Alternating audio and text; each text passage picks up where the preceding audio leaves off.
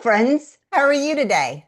So I came on this concept a couple months ago. I was watching some crime show, and I don't normally watch those kinds of shows, but it occurred to me that I used to compare BD to dating, and there are elements about it in terms of wanting to be on our best behavior, also not assuming that if you went on a great date in August and you like them, they like you, all the stuff is happening, that if you wait until March to ask them to marry you, yes, when we are asking for a contract, we're going into a legally binding position, contract oriented position, much like a marriage, that if we had a great date on August and we wait to get in touch with that person in March, they've moved on. They assume you ghosted them.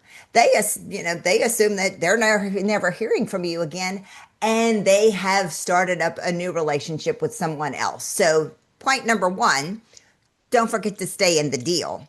However, BD is also like investigative reporting. What do I mean by that? So if you have them, you watch those crime shows, you know that they don't stop at the first person that they think did it, unless there's like lots of really bad, incriminating evidence.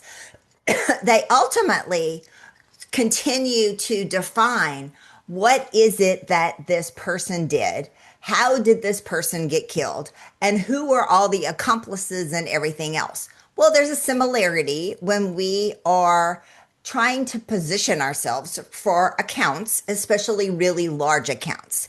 It is incumbent upon us not to just have a conversation with the likely suspect, the person that we assume is the decision maker.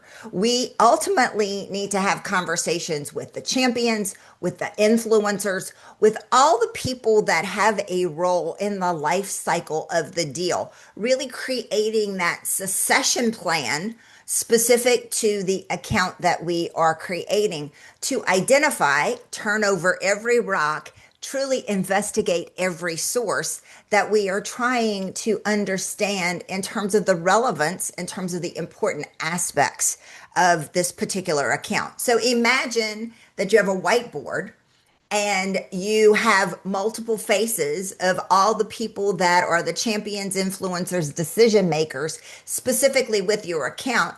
And then you are connecting the threads there ultimately. So then that way you identify what are the most important things to this person. It could be different than that person. Who has the biggest influence? Who has the best contact? How can I continue to advance this relationship? So many times when we are talking of hundreds of millions, many times billions of dollars in construction dollars, we are talking about massively complex related pursuits that are projects that we are positioning for. So the number one is don't stop with the likely person who would have done the deal, right? Don't stop with, if you are the investigative reporter, if you are the chief investigator in a murder, you're not going to stop with that first source. You're going to continue to dig in and dig deeper and truly identify what are the motives, what are the most important things, and how does it all shake out? That is BD as an investigative reporter. It's a great analogy. When I've introduced this to some of my clients, they're like, oh, I really like that. And then they volunteer other components of it. So how about you? How might you approach your business development and your account development based upon this new theory? I'd love to hear from you. I'd love to learn a little bit more about you. Don't hesitate to reach out. I will see you soon.